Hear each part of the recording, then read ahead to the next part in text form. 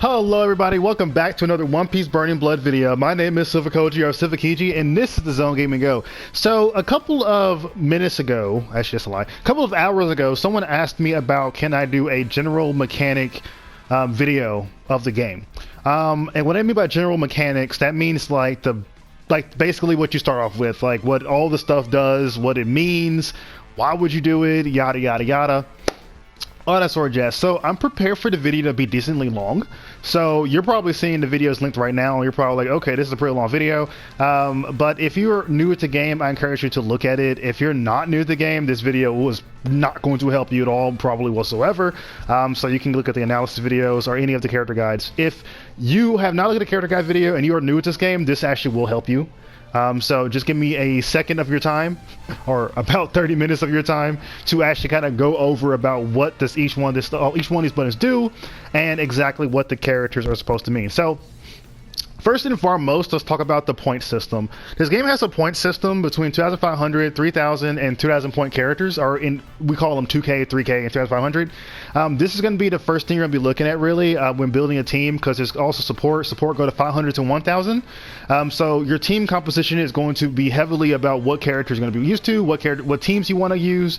There's a video about that in all regards, but let's talk about the ins and outs of a character. So the characters are categorized by their type, their point, and their affiliation. So if they're hockey, Logie, and stuff like that. So the game is not going to tell you if the character is a Logia character. That is like literally from trial and error, or if you know the anime, you should know by now. Like Enel, despite having Devil Fruit symbol, because between Devil Fruit and hockey symbol, he has Devil Fruit symbol, he is a Logia type character. And even though that Luffy is also a Devil Fruit character, even if I press the R1 ability, is not going to be a Logia, it's something else entirely. We'll get to that in a second. So before you pick a character, make sure you look at that symbol of like where their point system is. If they're Devil Fruit or a hockey, if they're not, it's okay. That just means like it's like a perk they can have basically. Okay, that does matter for certain characters that are hitting you though. Okay, so first and foremost, talk about each individual button of the characters in the game and exactly what they're for. So if you're pressing the we're doing PS4 by the way, guys. I'm not doing PC. If you're pressing the square button, you're going to be using your basic attacks. Your basic attacks can do a certain amount of hits into a cinematic attack. The cinematic attack usually ends up with a move that is your unity chain, or is a move that just knocks the person away. Everybody has a different amount of attacks they go to before they actually do their cinematic. And just so you know, even if you hit the last hit of that move, you will actually be able to still keep going because of the cinematic move. So it's like you have to hit the last move or they have to do the cinematic, but you can keep on going, like just attacking with the square button. Now, while you're actually doing the auto attack, you can do various different interruptions depending on what character you can have. Certain characters can interrupt their auto combo into their range attack, which is this button right here, down square, or they can interrupt it usually into one of her special moves, which is like to hit.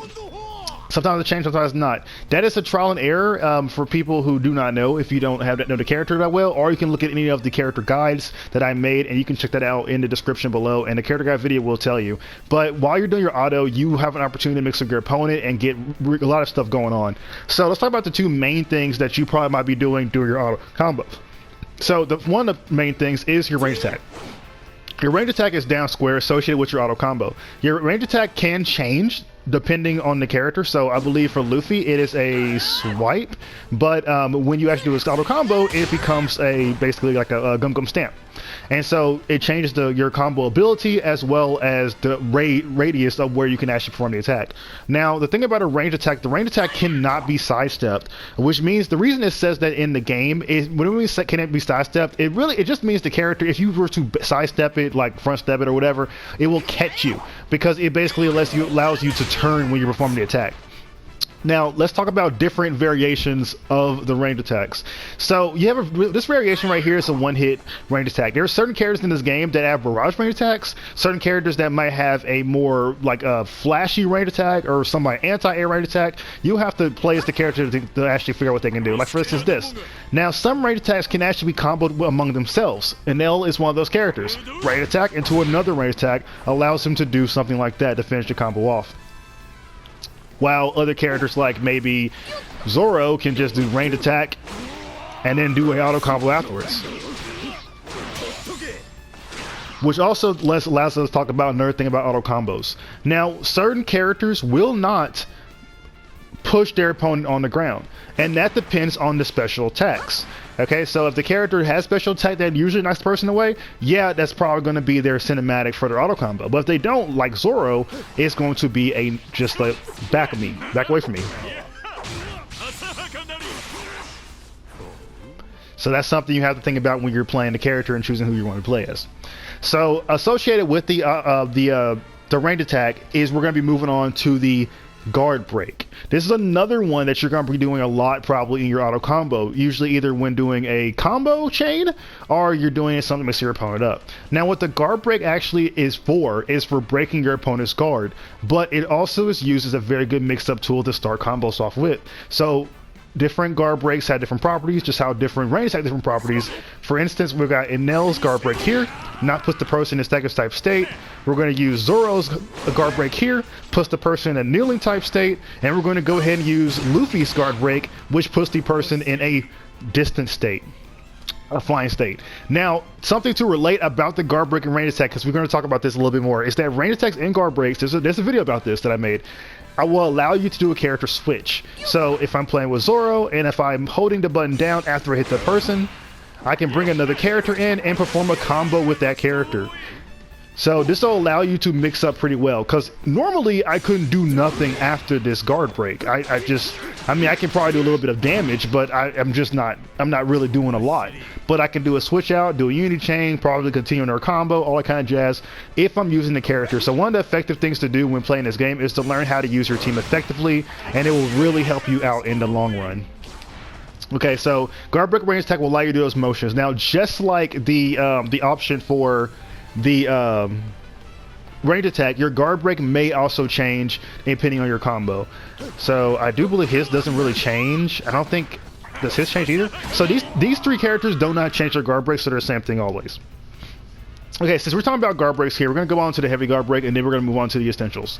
So the heavy guard break that you do in this game is a AoE similar to range attack. Range attack cannot be sidestepped, and it is kind of for common purposes, while heavy guard break usually kind of starts the combo and ends the combo because it is the combo, depending on how what the move actually does. For instance, Enel's heavy guard break is the electric current that puts the person to kneeling type state, while we have the heavy guard break from Zoro, which actually does a pick me up and puts the person to slice, while we have Luffy, who does heavy guard break and brings his opponent, or brings him towards his opponent to do a knock away, which is insanely powerful, by the way, because I believe you can just do this. You can combo with his running attack to do a little combo there.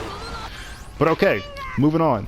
So with the heavy guard break, this also breaks your guard. It also breaks Logia, by the way. So I forgot to mention, if something is unblockable, which you can always find out by the flash that actually initiates, if there's a flash like that, or like for any of his moves, because this is not, it's not just the guard break and heavy guard break that can actually break guard. There are other moves in this game like grabs and certain other invincible moves that actually can break guard as well. So that is something you have to look at when you're actually playing this game. So when you're actually performing the heavy guard break, remember it is an AoE. Now all the characters have these giant AoE effects, okay? So like Crazy Frankie will shoot a giant blaster, which is a range move. And Perona will actually make clones that pop up, which you can actually get in between. So despite the rules saying that you cannot sidestep heavy guard breaks, we will have to say right now that you can't sidestep all of them. Now all of them are sidesteppable, or like there's always an exception to the rule. That's something you have to remember when you're playing this game. There's always going to be an exception. Okay, so moving on to the essentials now for the game here. I'm sorry if I'm moving too fast, but I'm trying to cover all the basic mechanics if I can and possibly do so. And if I do get into unities, that will be in another video entirely. So focusing here on the jumps and everything. So there's a video I made analysis called the jump analysis, which talks about cross tools, stuff like that. And One Piece Burning Blood, you cannot block forever. Now I say this because in order for you to actually in order for you to block if somebody hitting you from behind, you have to unblock and reblock again. So that makes cross-ups possible for this game, and it also makes mix-ups very probable as well. So certain characters are blessed with these amazing jump attacks, like Luffy here, that's able to actually do things like, let me just try real quick, come in with a jump attack and kind of hit his person off guard, and possibly get him on the side, stuff like this, because your side is rumble too. Now, not all the characters in this game have stuff like this that they can actually perform, But when you're playing this game, realize what crossups you do have and figure out what you can do, because there's a lot of things, a lot of possibilities. Now, moving on from jumps, so you have a jump attack, which you do by pressing the jump square, and then you have a jump unique, which you do by pressing the jump triangle.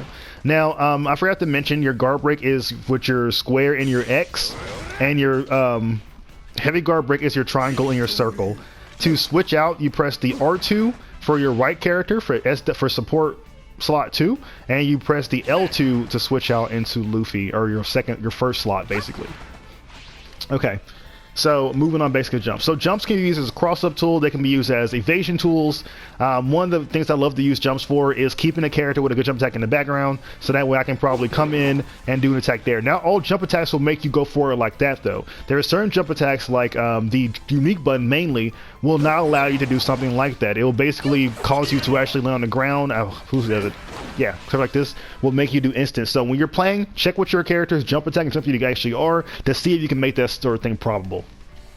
Okay, so moving on to your running attack. So your running attack is something you're going to do a lot as well, depending on who you have. Actually, never mind. So your running attack is when all you have to do is just run forward or run in direction and press square. You can actually just run backwards and do it. Oh, that's a lie. That's a freaking lie. You can run sideways and do it, I mean, and you can get the opponent. Now, certain run attacks are faster than others, certain more laggy, but you'll be able to actually pull off. Like, this is pretty slow compared to most running attacks here. This is pretty fast, and they can actually start a combo that way. Okay, when you want to do a running attack, it's perfect opportunity when your opponent is like not low in HP, because when they're low in HP, they're going to be alert. You don't want to be alert the entire time that a running attack is actually coming. You don't want that. You want them to always be on edge with something else. Okay, so moving on here, we're going to talk a little bit about the unique buttons. So there's no really way I can describe the unique button. The unique button is your triangle. The unique button can be a combo. It can be an attack. It can be a stance. It can be a counter. Depending on your character, and there's sometimes a down unique, so it can be like down triangle. So let's do Zoro as a case. Zoro's unique is Onigiri, okay? His down unique is an anti-air. Now here's a good note here, a rule of thumb. Most of the time, if a character has a down unique, it's an anti-air. Just pointing it out, most of the time. But there's always exceptions. Now, characters like Enel, he doesn't have any sort of attack with his unique buttons, okay? So instead, he charges up his drums. That's a whole nother thing. That's a whole nother thing. And that's in the Enel section somewhere else. So I'm not going to explain that in this guide. But let me go ahead and get him out of here. Okay, so we talked about the unique a little bit, about what certain characters have, but this is his basic unique. When you're playing as a character, make sure you know what their unique buttons do. Okay, so about the circle, which is the guard button, some characters can actually have really good side steps depending on their size and their mobility. Certain characters' side steps are pretty laggy. Doflamingo actually has very good side steps despite him being so tall and so kind of wide looking, but he has a very good side step game. I think his side steps are even stronger than Luffy 3Ks? No. Zoro's. Okay. Okay. It was either Zoro or Aces. Okay, so now we're going to be focusing mainly now on the specials. Okay, so the special attacks you perform by pressing the L2 button, or L1 button, also known as the special button, which allow you to do 3 special moves at your disposal. Your special attack, special unique, and special guard. Now, I'm not going to display all these special attacks to you, but I will inform you that the special moves can in fact be interrupted in a number of ways in your auto combo. So always you gotta figure something else about that. You gotta look at the character guides or learn it yourself about what does what. Now, I will encourage you, if you have a character like Zoro with the Black Robe Dragon Twister, it is always fun to do this when people are on the ground, so they have to respect it and block, and you can do whatever you want. Because if they stop blocking, they're going to get hit. But if you have a move that puts something on the field, just do it. Just have fun with it. Just throw it out there, okay? Not all the time. Don't be crazy. But if you feel like it's going to help you in the long run, do it. Okay, so we talked about all these buttons already, and now we're moving on to the R1, which is the ability button. So your ability button is going to do something like flash your character, right? And when you flash your character, your blue bar up there is going to get like enhanced, and this is kind of when we're going to talk about the blue bar now. So your blue bar is your ability gauge. Your ability gauge controls what you can do with your R1 ability, okay? So your special movement and some of your enhanced moves are charged with your ability button or ability bar, as well as chip damage that you deal can be done using your ability bar. Also, when you flash counter, it also uses up your ability bar. A good chunk of it, actually. So that's something to remember when you're playing the game. Now, not all characters use the ability bar as much as the other. For instance, Luffy with his ability bar doesn't really need it. He doesn't use it except for chip damage, and that's that's probably it. Well, now he uses to activate his Logia ability, special movement, just like every other character in this game. And chip. So not every character uses it as effectively. Some characters use it all the time for combos, and certain characters might use it for a lot of enhanced combos, like Blackbeard with his range attack. Okay, so about special movement. Special movement can be done by pressing the R1 into the X button, or in this case, your ability into your jump.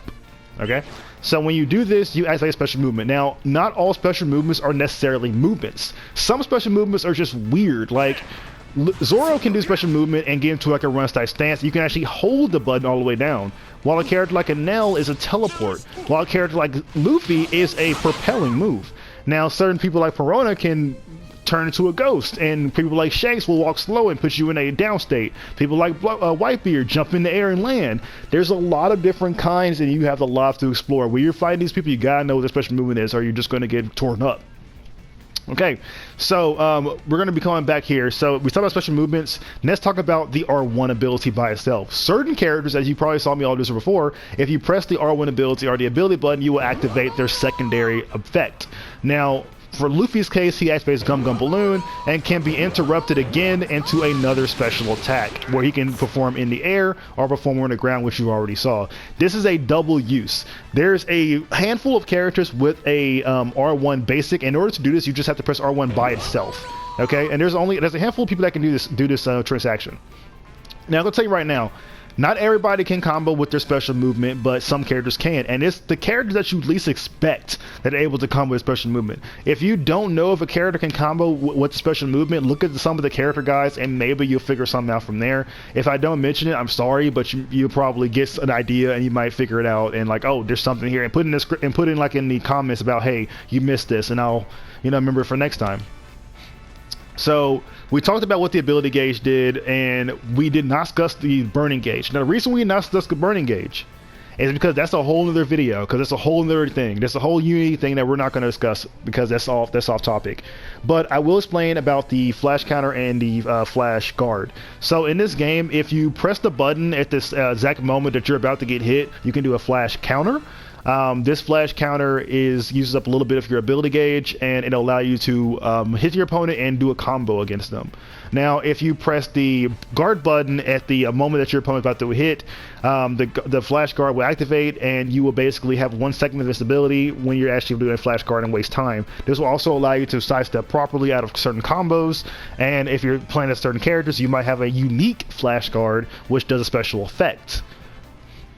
Okay, so this usually becomes about which one you want to do. Now, if you want to beat out any of these flash guards or flash counters, one of the concepts I actually try to encourage people doing is doing different things, or perhaps doing stuff like you kind of hit a person, sidestep something, let them do all their little shit they're doing over here, and then hit them with a move that usually is not flash counterable. So that's something you can do if your opponent likes to press so many buttons. That way your opponent has to actually guess if you're actually going to continue with a combo or if you're going to actually sidestep. You want to keep your opponent guessing at all times, and that's the way. Okay, so like I said before, we're going to talk about unities and the burning gauge in the next video because I feel like that will actually have too much information. But in the most cases, I hope you guys kind of learned something from this video of the general mechanics. And until then, have fun and continue playing One Piece Burning Blood.